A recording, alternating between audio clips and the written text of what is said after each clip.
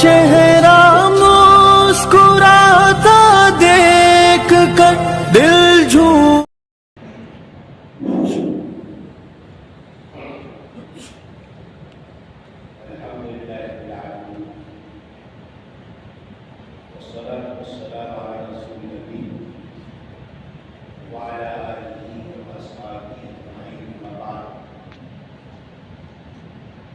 قال الله تبارك وتعالى في القرآن الكريم أعوذ بالله من الشيطان الرجيم بسم الله الرحمن الرحيم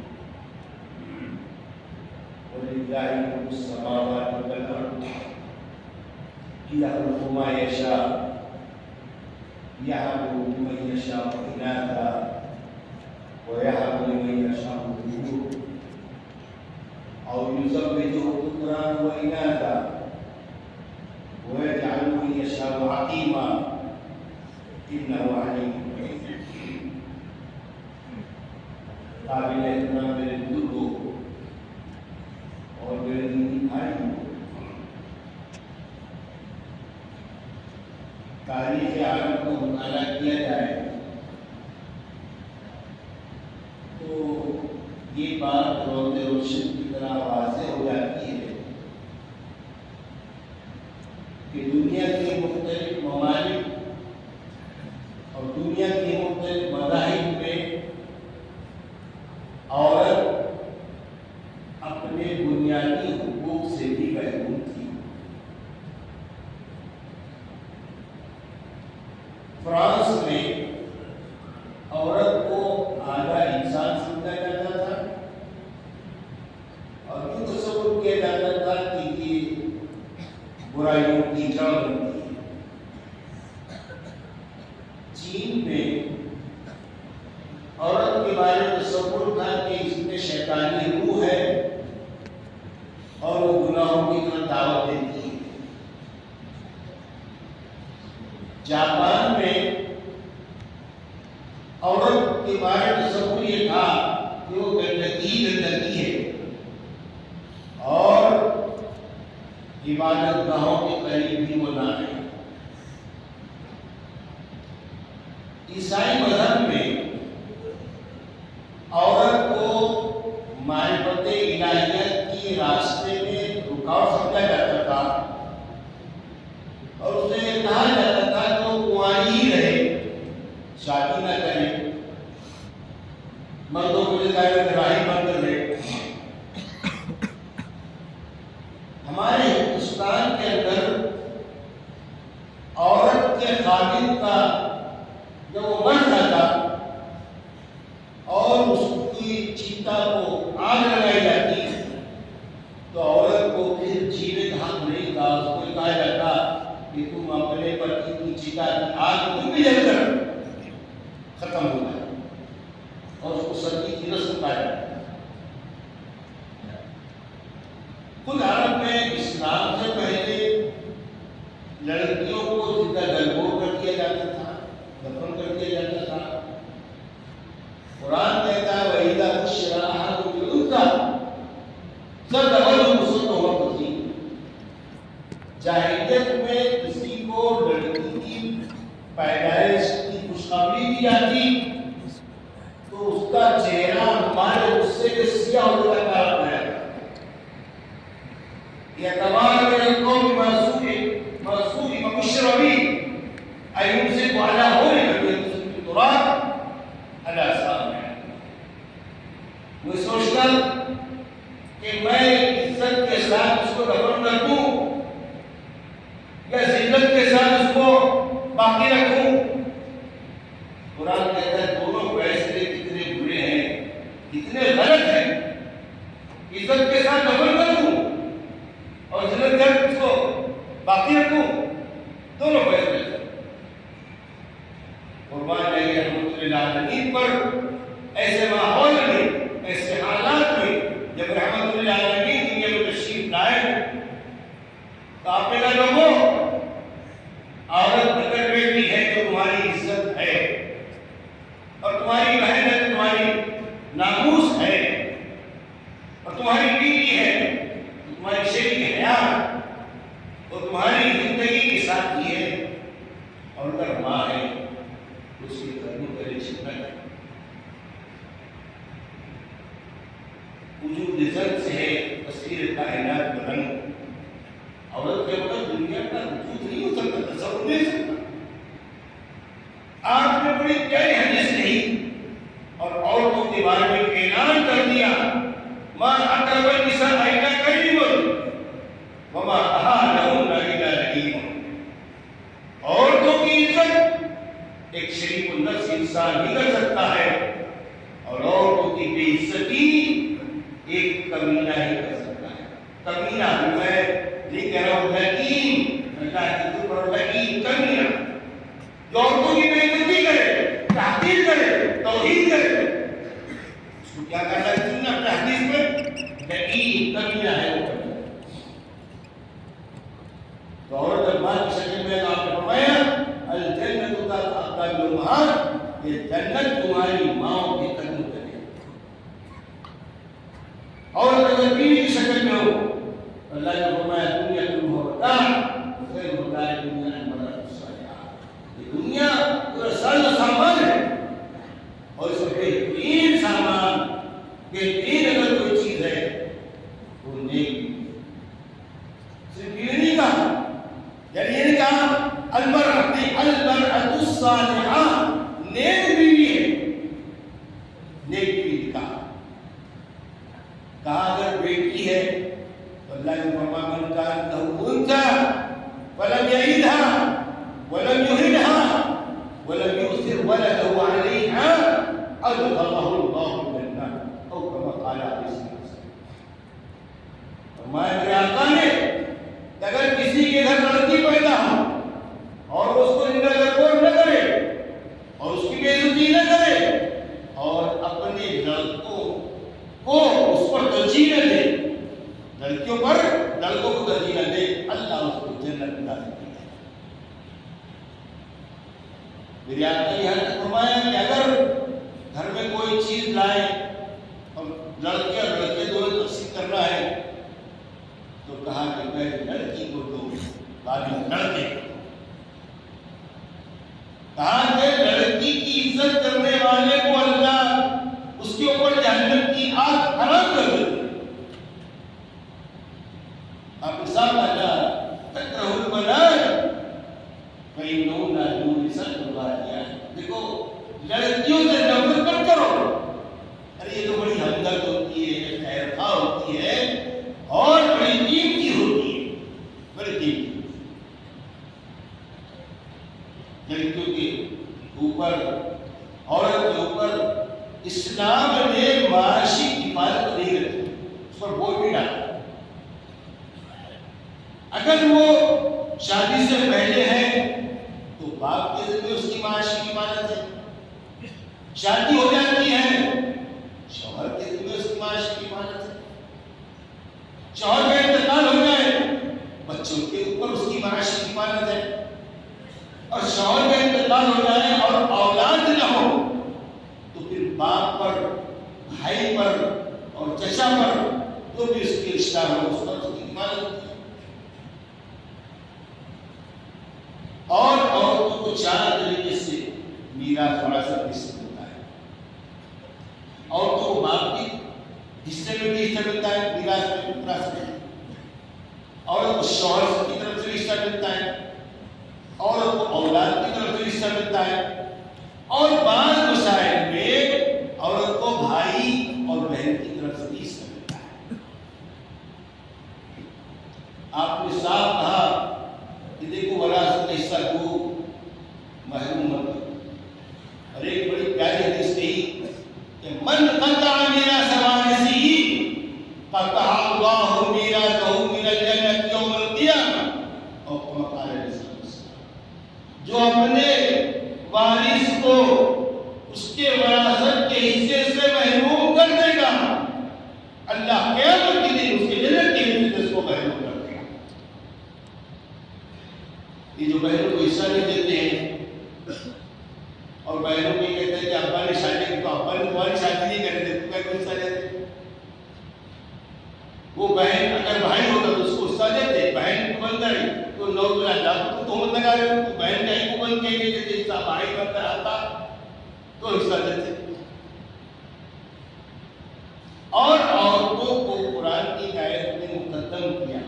ہم نے تو پہلی آیت پڑھی نا, وَلِلَّهِ مُلْكُ السَّمَاوَاتِ وَالْأَرْضِ, اللہ کے لیے آسمان و زمینوں کی سلطنت ہے. يَخْلُقُ مَا يَشَاءُ, اللہ جیسے چاہے پیدا کرتا ہے. يَهَبُ لِمَن يَشَاءُ إِنَاثًا وَيَهَبُ لِمَن يَشَاءُ, اللہ جس کو چاہتا ہے لڑکیاں دیتا ہے اور جس کو چاہتا ہے لڑکے دیتا ہے. لڑکیوں کو مقدم کیا ہے, جس کو لڑکے دیتا اور جس کو لڑکے نہیں. اللہ نے کہا اللہ جس کو چاہتا ہے کیا دیتا ہے, لڑکیاں دیتا ہے, اور جس کو چاہتا ہے لڑکے دیتا ہے. اور یوزر میں مقرر ہو جاتا, اور جس کو چاہتا ہے لڑکے لڑکے دونوں دیتا ہے. وہ اعتراض یہ شاہ حکیمہ, اور جس کو چاہتا ہے باج بنا دیتا ہے. ان حوالی مقدیر, اللہ تعالیٰ علم والا ہے, بڑے قدرت والا ہے. اور مقدم ہے اور ہمیشہ آگے ہے.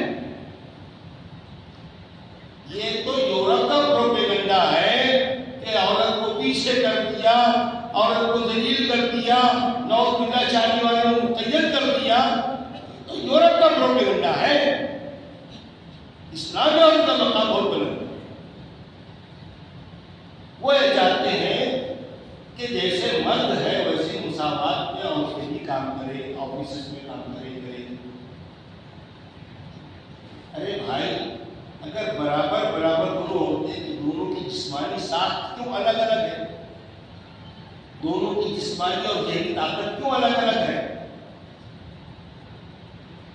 اللہ الگ الگ کام لیتا ہے. اللہ کے رسول باہر کا کام کرتا ہے, گھر کا کام کرتا ہے. تعلیم باہر کا کام کو بھی جو باہر میں معاشی ہو, سیاسی ہو, سماجی ہو, کام کرتے تھے.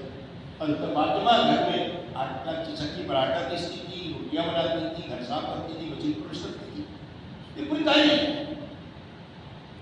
لیکن یورپ میں جب اخلاقی اقدار سے آزادی کی ہوا چلی تو اس نے عورت کو گھر میں رہنے کو مصیبت تصور کیا, مصیبت سمجھا. ایک طرف اس کی ہوسناک طبیعت قدم قدم پر اس سے پردول ہونا چاہتی تھی, اور دوسری طرف وہ اپنی قانونی بیوی کی معاشی کفالت کو بوجھ سمجھنے لگا. تو ان دونوں کا بہت عیارانہ اس نے حل نکالا. کتنا عیار ہے, وقار ہے یورپ. کیا کہا اس نے؟ تحریک آزادی نسواں. کیا کہا؟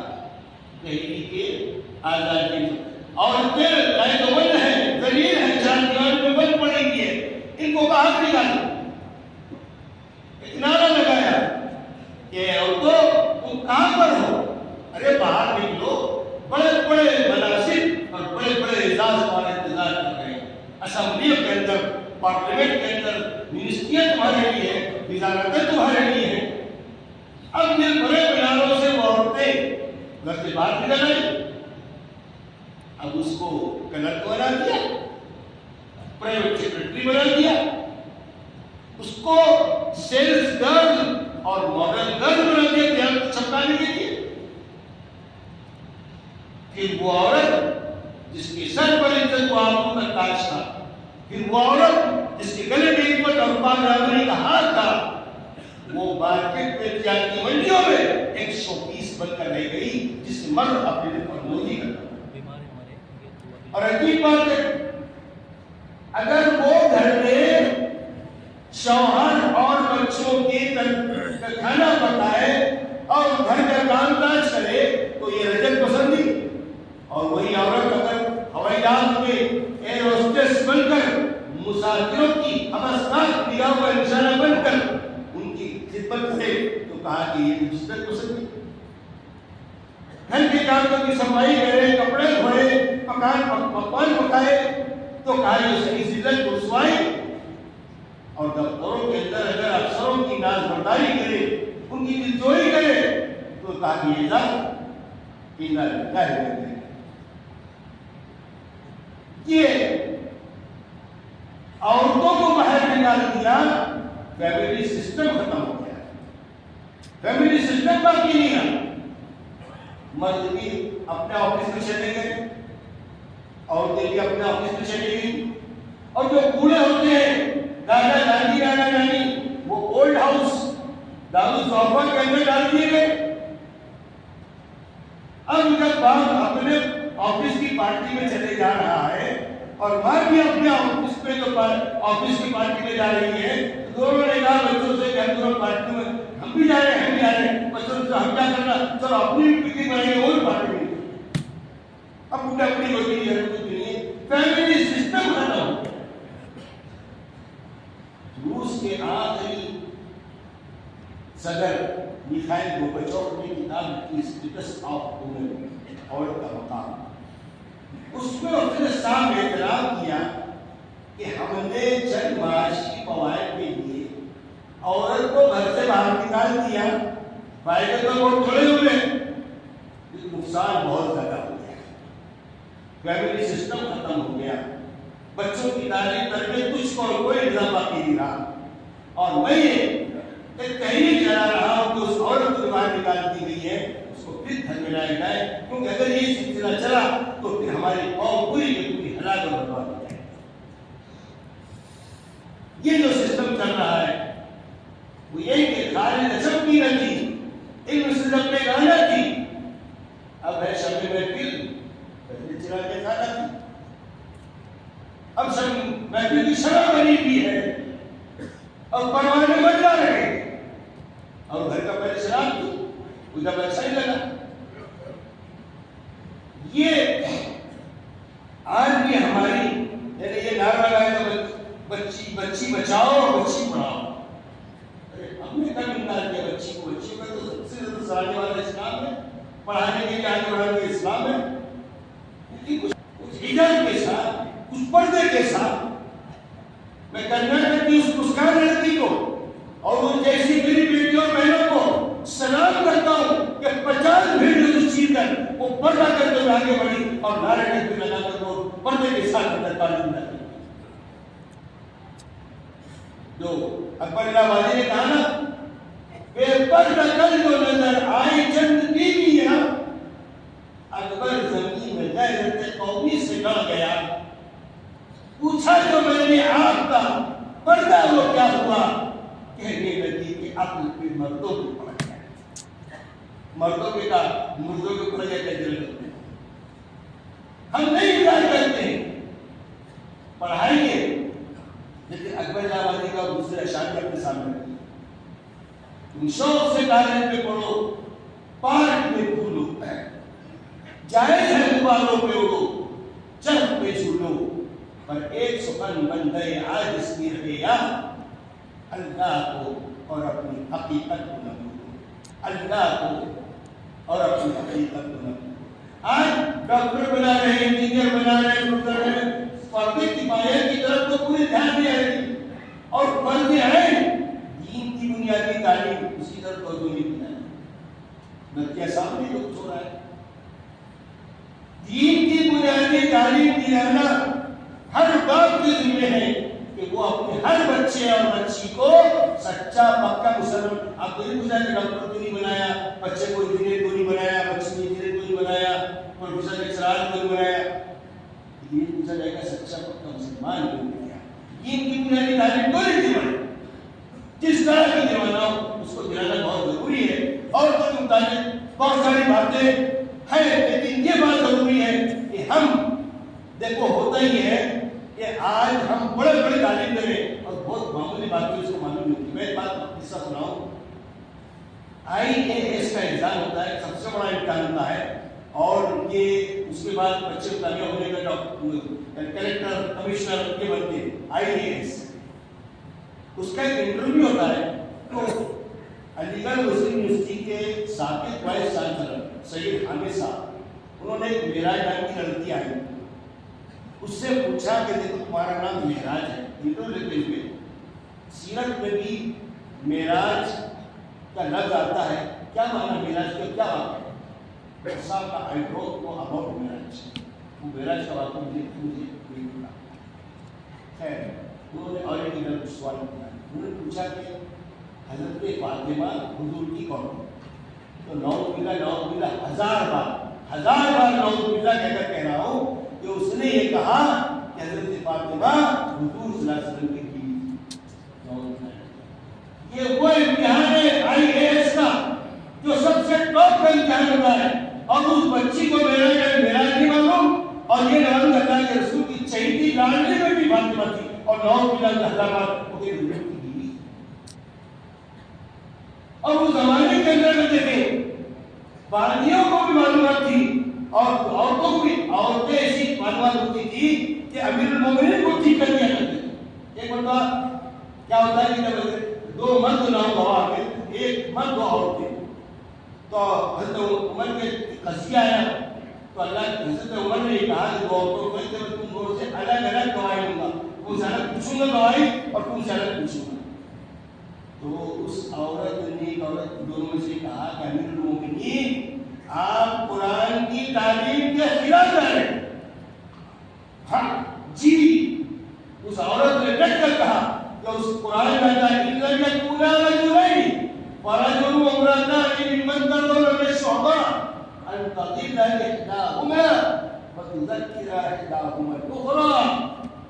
2 مرد نہ ہو تو ایک عورت، اور ایک مرد اور 2 عورت، ایک مرد 2 عورت، اور یہ 2 عورتوں کی وجہ یہ بتائی کہ اگر ایک بھولنے لگے تو دوسری اس کو فوراً یاد دلا دے۔ عمر امیر المومنین ایک بھولنے لگے دوسری اس کو یاد رکھنا ہوگا، پھر دونوں ساتھ میں ہوں گے، الگ الگ ہوں گے تو کیسے یاد دلائے گی؟ عمر نے کہا اصابت امرأۃ واخطأت، اصابت امرأۃ واخطأت، ایک عورت قرآن پڑھنے میں صحیح فہم تک پہنچ گئی اور عمر اس کو غلطی کھا گیا، غلطی کر گیا۔ آپ کو معلوم ہونا چاہیے کہ مانی ابراہیم کا نام بڑے بزرگ گزرے ہیں، کسی وقت بہت بڑے بادشاہ تھے، تو ایک بڑا شکار کے لیے گئے، شکار سے تو ان کی جو بانی تھی پلیز ادھر دیتے تو اس نے سوچا کہ اتنا موقع لگتا ہے، بڑا نرم ہے، میں ذرا دیکھتی ہوں کہ کیسا سوتے ہیں، کیسا نرم لگتا ہے، تو وہ تھے نہیں، ادھر دیتے تو اس کو دیکھتی اس کی آنکھ لگتی، اس کی آنکھ لگ گئی، آنکھ لگتا تھا کہ اس کی آنکھ کھلی نہیں، تو حضرت ابراہیم ابن ادم آئے، وہ بادشاہ نے سن دیکھا کنگھی میرے بستر پر سو رہی ہے، فوراً جلاد کو بلایا، کنگھی کیا ہوا؟ اس کا سر قلم کرو۔ اب جیسے ہی یہ کہا تو کنگھی دونوں سے قہقہ لگانے لگی، ہنسنے لگی۔ ابراہیم ابن نے کہا کہ کمبخت، میں تیرے سر قلم کرنے کا حکم جاری کر رہا ہوں اور تو قہقہ لگا رہی ہے، تو ہنس رہی ہے۔ جواب سنو، اس نے کہا جا بنا، میں یہ سوچ رہی ہوں کہ اس بستر پر تھوڑی دیر سونے کی سزا موت ہے، تو اس کی کیا سزا ہوگی جو ہمیں چاہیے بستر پر سوتا ہے؟ آنکھ کھل گئی ابراہیم ادم کی، آنکھ کھل گئی، سارا حکومت دولت سب چھوڑ دیا اور سب ترک کر کے پھر اللہ کے راستے میں چلے گئے اور بہت بڑے ولی بن گئے۔ ایک کنیز ایک جملہ کہتی تھی اس زمانے کے اندر، اور وہ ایک بادشاہ کی ہدایت کر دیا بن جایا کرتی تھی، اور جنگ مومن کو صحیح کر دیا کرتی تھی۔ اور آج میرا جان جو لڑکی اس کو یہ نہیں معلوم فاطمہ حضور کی کون ہے، یہ ہمارے لیے بہت بڑا المیہ ہے، بہت بڑی ٹینٹی ہے اور سوچنے کا مقام ہے۔ 2 منٹ میں ایک بات جو اس کے بعد کہنا چاہتا ہوں، یہ عالمگیر مسجد ہے، یہاں سولار کا بہت دنوں سے سلسلہ چل رہا ہے، اور یہ چل رہا ہے کہ سولار یہاں پر اگر آپ لگا دیں گے تو اللہ کا گھر روشن ہو جائے گا اور اس میں کوئی خرچ نہیں آئے گا، یہ سارے سسٹم چل رہا ہے۔ لیکن ہو رہا ہے کہ عالمگیری مسجد میں عالمگیری طور پر چلنا نہیں ہو رہا ہے۔ میرے بھائیوں، اللہ کے رسول نے مطلب بکری ذبح کروائی، اور حضرت عائشہ سے جب تقسیم کر دو، جب لوٹ کر آئے تو اللہ نے پوچھا عائشہ کو بچا؟ عائشہ بکری میں کو بچا؟ کچھ نہیں بچا سوائے ایک دست۔ عائشہ کیا کچھ نہیں بچا سوائے ایک دست۔ اب اس کو اللہ کے رسول نے کیسا کہا؟ اللہ کے رسول عائشہ سب بچ گیا سوائے ایک دست۔ جو ان کے نام پر لگ گیا وہ سب بچ گیا، اور جو یہاں رہ گیا وہ نہیں بچا، ان کے نام پر لگ گیا۔ اسی لیے اللہ نے کہا تھا کہ انفقی ولا تحسی فیحسی اللہ علیکم ولا تعن فیعن اللہ علیکم، اے اسما خرچ کیے جائے اللہ کے راستے میں، اور دیکھ تو گن گن کر مت دے، تو گن گن کر دے گی اوپر والا بھی گن گن کر دے گا، تو بے حساب دے گی اوپر والا بے حساب کتاب دے گا۔ ارے شکر مانو، اللہ نے دینے والا بنایا، لینے والا نہیں بنایا۔ ایک مرتبہ میں جاننے میں تھا، ہمارے بہت بڑے ڈاکٹر تھے رشتہ، اور ان کا ایک ذہنی جو ہے بے کمر جو ہے ان کا ایک بڑا بھائی تھا، بیچارہ ایسے مجنون تھا، طاقت سے تھا، اس کا حقیقت تھا، پیدائش سے تھا، تو ہمیشہ آتا تھا، اور 30 سال پہلے واقعہ بتا رہا ہوں، 4 آنے شاہی کے میں بیٹھا بات کر رہا تھا، بڑے ڈاکٹر جو وقت کے، اور وہ ان کا بھائی جو بڑا بھائی تھا، چار آنے، تو اس کو بہت بری طرح ڈانٹتا تھا، میں نکل جائے چلے، اب ادھر ہے کہ مولوی صاحب کی حدیث سے ستاتا مجھے، اس لیے اس کو ڈانٹنا پڑا۔ میں نے صرف ایک ہی بات کہا، ڈاکٹر صاحب مجھے زیادہ کچھ نہیں کہنا ہے، مجھے ایک ہی بات کہنا ہے، آج اللہ کا شکر مانیے آپ کو اچھا بنایا، پڑھایا، ڈاکٹر بنایا، اور اس کو بیچارے کو دیوانہ بنایا کہ یہ تو کیا کرے پاگل بنا ہوا، تو کچھ تو نہیں بنا، پیدائش تو پیسہ بڑا بھائی۔ یہ سوچتے آپ کہ اگر اللہ مجھ کو اس کی جگہ بناتا اور اس کو میری جگہ بناتا اور پھر وہ مجھ کو اسی طرح سے ڈالتا تو آپ کے دل پر کیا گزرتی، کبھی یہ سوچا؟ ارے مانگنے والے جگہ ڈالنے میں تم آپ نہیں، کبھی یہ سوچو کہ میں اس کی جگہ ہوتا اور وہ میری جگہ ہوتا، وہ مجھے ڈالتا۔ آج اللہ نے دینے والا بنایا، ذرا عالمگیری پیمانے پر ہنسو، کھل کرتے ہو اور اس کو مدد کرو۔ جب آج اللہ نے مسکرا رہے کہ دیکھ رہے ہیں کہ مسلمان جامع مسجد کتنے عالمگیری طور پر کہتے ہیں، اس میں زیادہ زیادہ چلو، آج جو عالمگیری مسجد میں سولار حصہ لے گا اس کو روشن کر دے گا، اللہ اس کے مستقبل کو روشن کر دے گا اور دنیا اور آخرت میں اپنی شان نشان کا بہترین بدلہ دے گا۔ اسی لیے آج یہ عہد کرو کہ انشاءاللہ العزیز سولار کے امام صاحب کے پاس دے سکتے ہیں، تینوں گیٹ پر بیٹھے لوگ ہیں وہاں پر دے سکتے ہیں، اور پھر دفتر میں بھی آپ پیسے جمع کر سکتے ہیں، لیکن آپ اللہ کے گھر میں دیکھو، اللہ کے گھر کو ضرورت نہیں ہے، گھر بناتا ہم 500 کا گھر بناتا مہینے کے اندر، اور پھر امکان لیتا ہے کہ 500 کو میرا ایک گھر بنا سکتے ہیں، نہیں بنا۔ اگر اللہ کہے تو خود پہ خود سولار کا ساری سسٹم لے جائے گی، ہیرے موتی کو بھیجے گا، اس میں ہمارا امتحان ہے کہ ہم اللہ کے راستے پر لگا سکتے ہیں، دل کھول کر لگائیے، اللہ تعالیٰ اتنا دے گا کہ رکھنے کی جگہ دے دے گی، انشاءاللہ العزیز یقین شرط ہے۔ وآخر دعوانا الحمدللہ رب العالمین۔